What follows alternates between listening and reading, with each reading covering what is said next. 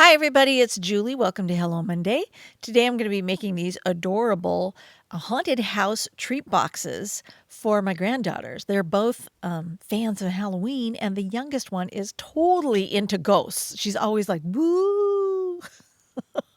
She's learning to talk. She's a little over 2 years old, and all of a sudden her vocabulary is just going into high gear.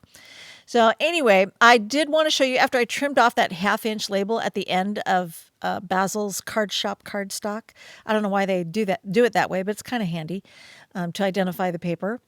And I just wanted to show you how I could fit two of these house box dies right there onto an 8.5 by 11 sheet of cardstock. Now, in the house box set, there are some decorative windows that feature some Halloween and holiday images. So I use the one with the little kitty cat.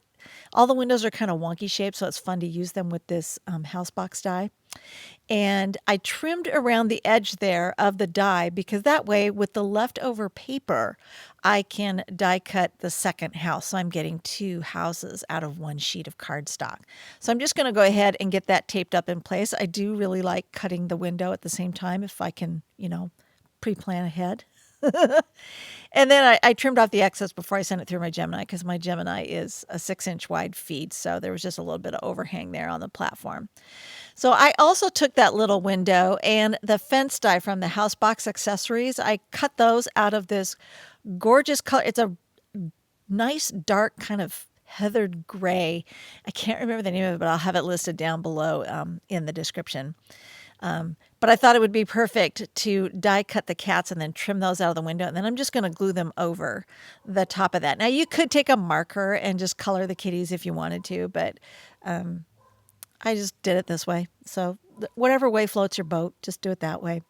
So then I'm going to go ahead and crease these fold lines. They're a little bit hard to see on this heavier weight cardstock because Card Shop is 100-pound. And so the score lines don't always show up that well. So I'm just kind of getting them started with my fingertips. And then I'm going to grab my Teflon bone folder and just really crease all of those lines so that all the folds are nice and crisp and get all the flaps and everything. And then they'll be ready to go. Now, I also decided, because I have not gone shopping yet for my Halloween candy, because it's only like the middle of September, not even the middle of September. It's the first week in September. And I haven't got my Halloween candy yet. So I decided, I'm really not sure what I'm going to put inside these yet. So I'm just going to seal up the windows with some acetate. So that's why I was putting the tape down and putting some on the flap. I also took the little window that has the jack-o'-lantern and I die cut that from some scrap left over from cutting those adorable bat wraps. Those bat wraps are the cutest thing. It cracks me up because I'm like, bat wrap. But anyway, I used those scraps left over because they worked perfectly. And I was like, well, I'm not going to throw away these scraps as long as I can get some more use out of them. And then I went ahead and put my box together there with the tape. And I'm going to close the bottom of each of these boxes with some of that really skinny, it's a 1/8 inch score tape.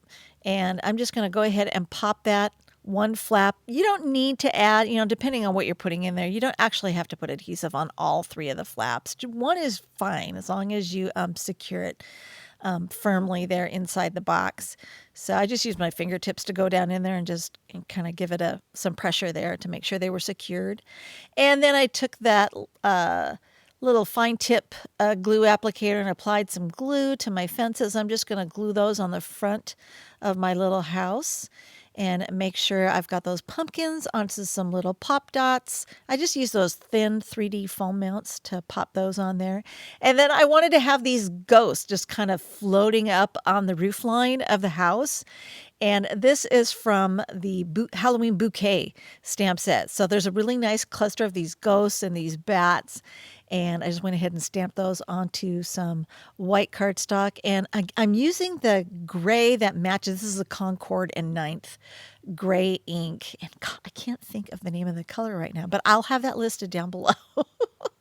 But it's not quite black. So it's kind of a softer way. It's kind of this really dark gray, but it's just kind of softer than black. And I liked that with these pink colors. And I die cut those out. And then I went ahead and colored their cheeks with a colored pencil really quickly. Just give them, some rosy cheeks because I just always feel like ghosts need rosy cheeks. And then for some added, I don't know if you can hear that. My dog's kind of going crazy right now. There's probably a squirrel out in the front yard and won't stop barking. So anyway, I'm sorry for that.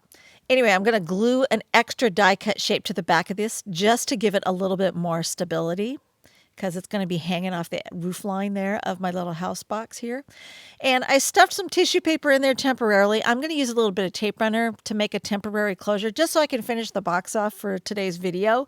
And then I'll go fill this box in later. But I did glue some acetate inside those windows because I'm not sure yet what I'm going to put inside there. It's only like the first week of September. I haven't bought my Halloween candies yet. So cut me some slack. I'm not quite up on the candy yet. I'm just getting the packaging prepared. Okay.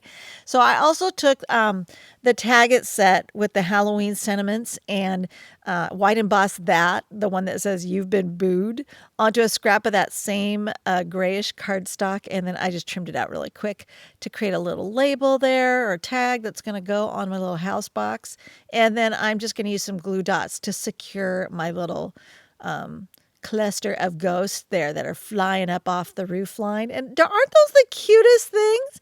Now, afterwards, off camera, I added a little bit of Stickles glitter glue to their rosy cheeks, which I think helps, bring a little bit of sparkle in there for Halloween. And these turned out so cute. And I know my granddaughters are just going to go bonkers over them. So there you go. Make a haunted Halloween house treat box for the festivities coming up. Thanks for watching.